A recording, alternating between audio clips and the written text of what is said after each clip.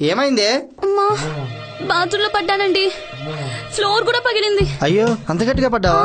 అరే అమ్మా, ఒక్క నిమిషం. హలో, మా ఆవిడ కాలు జారి బాత్రూంలో పడిపోయిందండి.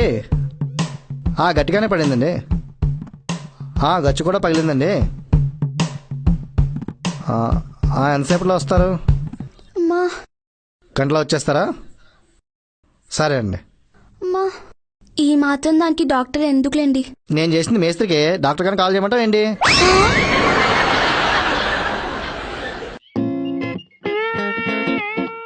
ఏనే మా సారు. ఏంద్రాబాయ్, మా ఓడి స్కూల్లో కొట్టి ఫాదర్ని తీసుకురమ్మన్నావంట. మా ఓడి ఎవడనుకున్నావురా? పులి బిడ్డ, పులి బిడ్డ. అయితే మీరు వెళ్ళి ఆ పుల్నే పంపించండి, పోండి.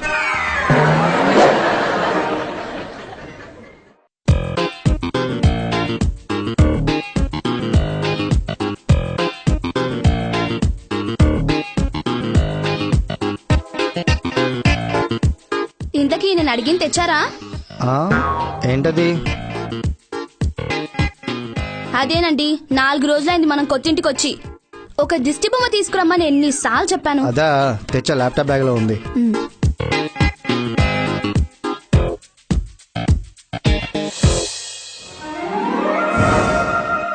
ఇదేంటండి, నా ఫోటో తెచ్చారు?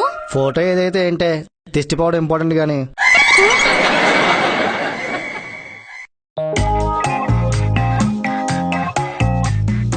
ఏంటి బావ, ఎంతవరకు వచ్చి నీ రైటర్ ప్రయత్నాలు? జరుగుతున్నాయి బా, చూడాలి ఏమవుతుందో. ఏం పర్లేదు బావా, ఒక్క కథ హిట్ కొట్టావంటే నీ లైఫే చేంజ్ అయిపోద్ది. మరి నా దగ్గర 4-5 కథలు ఉన్నాయి బా. మడిచి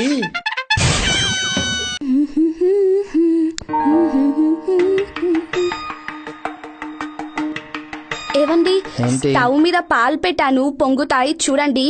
ఓకే, నేను స్నానానికి వెళ్ళొస్తా. సరే.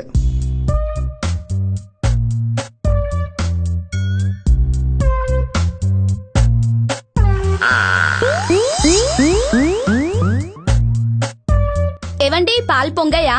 ఎప్పుడో పొంగాయి. పాలు పొంగడం ఏంటండి? గుడ్ల గుబలా కళ్ళేసుకుని టీవీ వైపు చూడకపోతే కాస్త పాల వైపు కూడా చూడొచ్చు కదా. నా మీద సీరియస్ అవుతాయంటే నాకేం చెప్పావు? ఏం చెప్పాను? పాలు పొంగితే చూడమన్నావు, చూసా.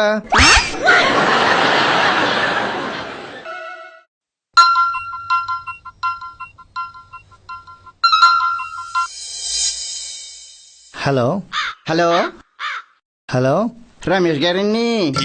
నేను రమేష్ గారిని బూరిని కాదండి, రమేష్ అంతే. పేపర్లో మీ యాడ్ చూసి ఫోన్ చేశానండి. మీ బైక్ అంతా అన్నారు కదండి. అవునండి, చెప్పండి. నేను ఆఫీస్కి వెళ్ళాలంటే బాగా ఇబ్బంది అయిపోతుందండి. ఎందుకంటే మా ఇంటికాడ నుంచి ఆఫీస్కి 30 కిలోమీటర్లు వెళ్ళాలండి. నో ప్రాబ్లం అండి, నా బైక్ కొనుక్కోండి, 70 కిలోమీటర్స్ ఉంది. అయ్యి బాబోయ్, 70 కిలోమీటర్లు అండి. అయ్యి బాబోయ్, 70 కిలోమీటర్లు అంటే బాగా దూరం అయిపోతుంది కదండి. నేను బస్కి వెళ్ళిపోతానండి. ఏవండి, ఏంటి?